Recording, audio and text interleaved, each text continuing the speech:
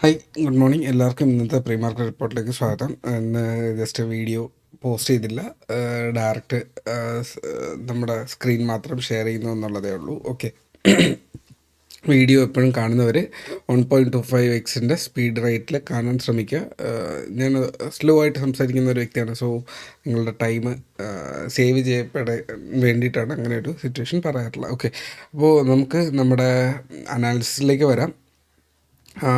ഒന്ന്, ഇന്നത്തെ മാർക്കറ്റിനെ സ്വാധീനിക്കുന്നതെന്ന് പറഞ്ഞു കഴിഞ്ഞാൽ ഇന്ത്യ യു എസിൻ്റെ ഒരു ടോക്ക് നടക്കുന്നുണ്ടായിരുന്നു. അപ്പോൾ അത് വീണ്ടും അതിൻ്റെ ഡേറ്റാസ് വരുന്നുണ്ട്. ഓൾമോസ്റ്റ് 50% ഓഫ് നമ്മൾ ഇമ്പോർട്ട് ചെയ്യുന്ന സാധനങ്ങളും ഒരു 15-20% വരുന്ന ഒരു സംഭവമാണ് അവിടെ നിൽക്കുന്നത്. അപ്പോൾ ഫോക്കസ് ചെയ്യാനുള്ള നമ്മുടെ ഫാർമ സെക്ടർ, പിന്നെ IT സെക്ടറൊക്കെ നമ്മൾ ഫോക്കസ് ചെയ്യേണ്ടതാണ്. ഓയിൽ ഇൻപുട്ട് നമ്മൾ കുറയ്ക്കുന്നുണ്ട്, റഷ്യയിൽ നിന്ന് മേടിക്കുന്നത് കുറയ്ക്കാൻ സാധ്യതയുണ്ടെന്ന് കേൾക്കുന്നുണ്ട്. സോ അത് റിലയൻസ്, ONGC, HP, പെട്രോൾ ബന്ധപ്പെട്ടുള്ള സ്റ്റോക്സ് ഒരു ചെറിയൊരു നെഗറ്റീവ് സിറ്റുവേഷൻ വന്നേക്കാം. ഓക്കെ, അടുത്ത് നമ്മുടെ ചാർട്ടിലേക്ക് കടന്നാൽ ഇന്നലെ വളരെ മനോഹരമായിട്ടുള്ളൊരു ട്രേഡിംഗ് ഡേ ആയിരുന്നു. അപ്പോൾ നിഫ്റ്റിയിലേക്ക് കടക്കുന്നതിന് മുന്നേ ഇത് ഇന്നലെ പറഞ്ഞിരുന്ന ഒരു ട്രേഡായിരുന്നു. ആക്ച്വലി ഇന്നലെ വളരെ നല്ലൊരു പ്രോഫിറ്റ് തന്നൊരു ട്രേഡായിരുന്നു. ഇത് 596 നിന്ന് ഇതിൻ്റെ ടാർജറ്റ് എന്ന് പറയുന്നത് ഓൾമോസ്റ്റ് 600 ആയിരുന്നു. ജൂബിലൻറ്റ് ഫുഡ്സിൻ്റെ ടാർജറ്റ് അതും ഹിറ്റ് ചെയ്തിട്ടുണ്ടായിരുന്നു. അതിനുശേഷം പിന്നീട് നിഫ്റ്റിയിലെ സെൽ ഓഫ് കാരണം ഇതും താഴോട്ട് വന്നിട്ടുണ്ടായിരുന്നു. ഇൻഫോസിസ് മാർക്കറ്റിനെ കൺട്രോൾ ചെയ്ത് ഇന്നലത്തെ മെയിൻ ആയിട്ടുള്ള വ്യക്തി ഇന്നലെ ഇൻഫോസിസിലും ഈ ഒരു ക്യാൻഡിൽ ഇന്നലത്തെ ഡേ ഹൈന് മേളിൽ 1520 മേളിൽ വന്നു കഴിഞ്ഞാൽ നമുക്ക് പോസിറ്റീവായിട്ടുള്ളൊരു ട്രെൻഡ് ഉണ്ടായിരുന്നു. അതിൽ ഇന്നലെ 1524-26 മേളിൽ ഒരു ട്രേഡ്, അതിൻ്റെ മാക്സിമം ടാർജറ്റ് എന്ന് പറയുന്നത് അത് ഓൾമോസ്റ്റ് 1540 മുതൽ 40 അതിൻ്റെ ടാർജറ്റ് പറഞ്ഞിരുന്നത്.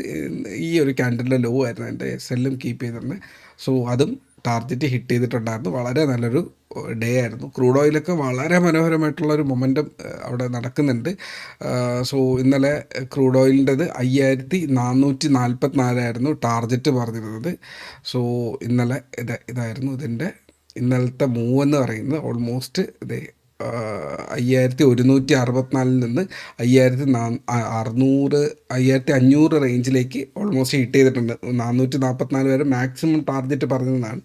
അവിടെ എത്തിയപ്പോഴേക്കും അതിന് സെല്ലിംഗ് പ്രഷർ നിങ്ങൾക്കിപ്പോൾ ഈ ഒരു ക്യാൻഡിൽ കണ്ടു കഴിഞ്ഞാൽ, അതായത് ഒരു മൊമെൻറ്റം ഹിറ്റ് ചെയ്യുന്ന സ്ഥിരമായി ട്രേഡ് ചെയ്യുന്ന ഒരു വ്യക്തിക്ക് ആ ഒരു മൊമെൻറ്റം മനസ്സിലാക്കുന്ന ഇത് ഇപ്പോൾ ഞാൻ ഈ 44 എന്നുള്ളൊരു ലൈൻ ഇപ്പോൾ വരച്ച് കഴിഞ്ഞാൽ ഓൾട്ട് ഹെച്ച് കാണുന്നുണ്ടോ, അവിടെ എത്തുമ്പോഴൊക്കെ സെല്ലിംഗ് പ്രഷർ തിരിച്ച് കയറി വന്നു, സെല്ലിംഗ് പ്രഷർ താഴോട്ട് പോയി, തിരിച്ച് വന്നു, ഇതിൻ്റെ മേളിൽ കയറി സെല്ലിംഗ് പ്രഷർ. സോ എക്സ്പീരിയൻസിലൂടെ കിട്ടുന്ന ഒരു സാധനമാണ് അതെന്ന് പറയുന്നത്. ക്രൂഡ് ഓയിൽ ട്രേഡ് ചെയ്യാൻ എളുപ്പമാണ്, കുറച്ചുകൂടെ കമ്പാരിറ്റീവ്ലി എളുപ്പമാണ്. അപ്പോൾ അത് നന്നായിട്ട് പ്രാക്ടീസ് ചെയ്യുക എന്നുള്ളത് മാത്രമേ അതിനകത്തുള്ളൂ. സോ ആ ഒരു ഏരിയയിൽ എത്തിയപ്പോഴേക്കും അതിനൊരു സെല്ലിംഗ് പ്രഷർ കാണിക്കുന്നുണ്ട്. സോ വരട്ടെ, ഇനി എന്താണ് അതിൽ നിന്ന് നോക്കിയാൽ ഇപ്പോൾ ഒരു സൈഡ് വേസിലെ ഒരു ഏരിയയിലേക്ക് എത്തിയിട്ടുണ്ട്. 5360 ഇല്ലെങ്കിൽ 380 5500 ഇടയിൽ ഒരു സൈഡ് വേസ് ഏരിയ ഉണ്ട്. ആ ഒരു സൈഡ് വേസ് ഏരിയയിലേക്ക് കടന്നിട്ടുണ്ട്. സോ ഇനി കുറച്ച് സമയമെടുക്കും. അതായത് എല്ലാ മൊമെൻറ്റവും ഒറ്റ ദിവസം തീർക്കത്തില്ല. അത് കയറി ഒരു സൈഡ് വേസ് ഏരിയ, നമ്മുടെ നിഫ്റ്റിയും അത് തന്നെയാണ്. സോ ഈ ഒരു സൈഡ് വേസ് ഏരിയയിലേക്ക് നമ്മൾ കടന്നിട്ടുണ്ട്. ഇനി വരും ദിവസങ്ങളിൽ അറിയാം എങ്ങോട്ടാണ് അതിൻ്റെ പോക്ക് എന്നുള്ളത്. നമുക്ക് അത് കാത്തിരുന്ന് കാണാം. ഓക്കെ, അപ്പോൾ നമ്മുടെ മെയിൻ ടോപ്പിക്കിലേക്ക് വരാം. ഇതായിരുന്നു ഇന്നലത്തെ ട്രേഡിംഗ് സെറ്റപ്പ് എന്ന് പറയുന്നത്. ഇതിൽ പേഴ്സണലി ഞാൻ എടുത്ത ട്രേഡ് എന്ന് പറയുന്നത് മാർക്കറ്റ് ഈ ഒരു ഇതിൻ്റെ തിരിച്ച് കയറി വരൽ ഒരു ട്രേഡ് എടുത്തിട്ടുണ്ടായിരുന്നു. 26,100 ആയിരുന്നു എൻ്റെ ടാർഗറ്റ്. ആ ടാർഗറ്റ് ഹിറ്റ് ചെയ്തിട്ടുണ്ടായിരുന്നു.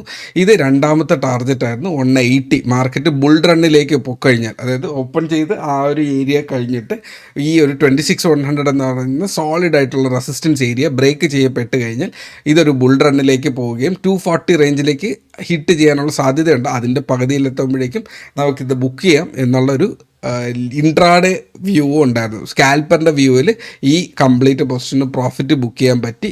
തിരിച്ച് മാർക്കറ്റ് താഴേക്ക് വീഴുന്ന ഒരു സിറ്റുവേഷനിൽ ഐ തിങ്ക് ഇവിടെ തന്നെയാണെന്ന് തോന്നുന്നു മാർക്കറ്റിനെ ഷോർട്ട് ചെയ്യേണ്ടി വന്നു. ഷോർട്ട് ചെയ്തു, അത്യാവശ്യം പ്രോഫിറ്റ് എടുത്ത് എക്സ്പയറി ആയതുകൊണ്ട് തന്നെ, അതായത് ഞാൻ ട്രേഡ് ചെയ്തത് സെൻസെക്സിലാണ്. ആ സെൻസെക്സിൽ ഒരു പ്രീമിയം എടുത്തത് ഓൾമോസ്റ്റ് 100%ഓളം റിട്ടേൺ കിട്ടിയപ്പോൾ ആ ഒരു പൊസിഷൻ ഒഴിവാക്കി. അത് പിന്നീട് അതിൻ്റെ എത്രയാണ് ഒരു 800% കയറിപ്പോയി. പക്ഷേ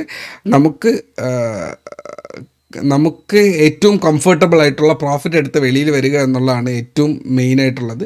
എക്സ്പയറി ഡേ ഇച്ചിരി റിസ്ക്കിയാണ്. അത് കാരണം ആ പൊസിഷൻ ഞാൻ ഒഴിവാക്കി. പിന്നീട് മാർക്കറ്റ് ഉച്ചയ്ക്ക് ശേഷം ഒരു 1:30-ക്ക് ശേഷം മാർക്കറ്റ്, അതുവരെ സൈഡ് വേസ് മാർക്കറ്റായിരുന്നു. സോ ഉച്ചയ്ക്ക് ശേഷം എങ്ങാനും ഇനി കയറുകയോ ഇറങ്ങുകയോ ഒരു ട്രെൻഡ് ക്രിയേറ്റ് ചെയ്യാം എന്ന് ഗ്രൂപ്പിൽ പറഞ്ഞിട്ടുണ്ടായിരുന്നു. സോ ഉച്ചയ്ക്ക് ശേഷം താഴേക്കായിരുന്നു ആക്ച്വലി ട്രെൻഡ് ക്രിയേറ്റ് ചെയ്തത്. അത് താഴേക്ക് പോയി എന്നുള്ളത് മാത്രമേ ഉള്ളൂ. ഓക്കെ, അപ്പോൾ ഈ ഒരു സാധനം ഡിലീറ്റ് ചെയ്തിട്ട് ആക്ച്വലി ഇതിനകത്ത് ഇവിടെയും പ്രോഫിറ്റ് ബുക്ക് ചെയ്തു. ഇത് ഷോർട്ട് ചെയ്തിട്ട് ഒരു പ്രോഫിറ്റും അവിടെ ബുക്ക് ചെയ്തിട്ടുണ്ടായിരുന്നു. സോ അത്യാവശ്യം നല്ലൊരു മൊമെൻറ്റം കിട്ടി. പ്രീമിയത്തിൽ നല്ലൊരു ഡിപ്പ് കിട്ടിയപ്പോൾ, നല്ലൊരു മൊമെൻറ്റം കിട്ടിയപ്പോൾ ആ പ്രീമിയം ബുക്ക് ചെയ്തു. ചിലപ്പോൾ അത് ഈ ഒരു ഏരിയയിൽ വന്ന് തട്ടി നിന്നിരുന്നെങ്കിൽ അതോടെ എൻ്റെ ആ ഒരു ട്രേഡ് തീരും. So risk എടുക്കാനില്ല. എക്സ്പയർ ചെയ്തുകൊണ്ട് തന്നെ പ്രോഫിറ്റ് ബുക്ക് ചെയ്യുക എന്നുള്ളതാണ് ഏറ്റവും ഇമ്പോർട്ടൻ്റ് ആയിട്ടുള്ള കാര്യം.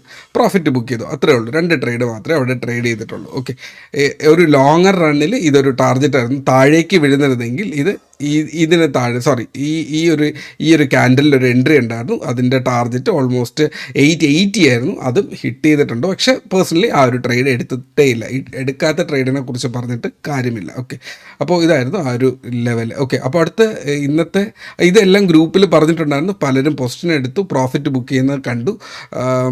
ആ ജൂബിലൻറ്റ് ഫുഡിൻ്റെ കുറച്ച് മുന്നേ പറഞ്ഞിരുന്ന ജൂബിലൻറ്റ് ഫുഡിൻ്റെ ആണെങ്കിലും ഇൻഫോസിസിൻ്റെ ആണെങ്കിലും ആൾക്കാർ പൊസിഷൻ എടുത്തിട്ടുണ്ടായിരുന്നു, പ്രോഫിറ്റ് ബുക്ക് ചെയ്ത് അതിൻ്റെ സ്ക്രീൻഷോട്ടും ഇട്ടിട്ടുണ്ട്. ഓക്കെ, അടുത്തത് ഇന്നത്തെ അനാലിസിസിലേക്ക് പോയാൽ ഇന്ന് മാർക്കറ്റ് നിൽക്കേണ്ട ഒരു കുറച്ചുകൂടെ വലിയ ടൈം ഫ്രെയിമിലേക്ക് പോകാം. ഓക്കെ, ഏരിയ എന്ന് പറയുന്ന അടുത്ത ലെവൽ എന്ന് പറയുന്നത് 25,880 ആണ്. ഇത് ആക്ച്വലി ഒരുപാട് ലൈൻ ആയപ്പോഴേക്കും ഞാൻ ഡിലീറ്റ് ചെയ്ത് കളഞ്ഞ ഒരു ലൈനാണ്. ഇപ്പോൾ തിരിച്ച് വീണ്ടും കൊണ്ടുവരേണ്ടി വന്നു. ഓക്കെ,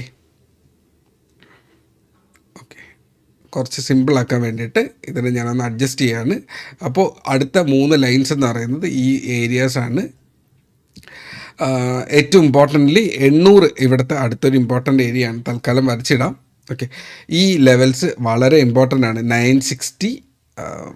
ഓക്കെ, ആക്ച്വൽ ലൈൻസ് എന്ന് പറയുന്നത് 960 ആണ്.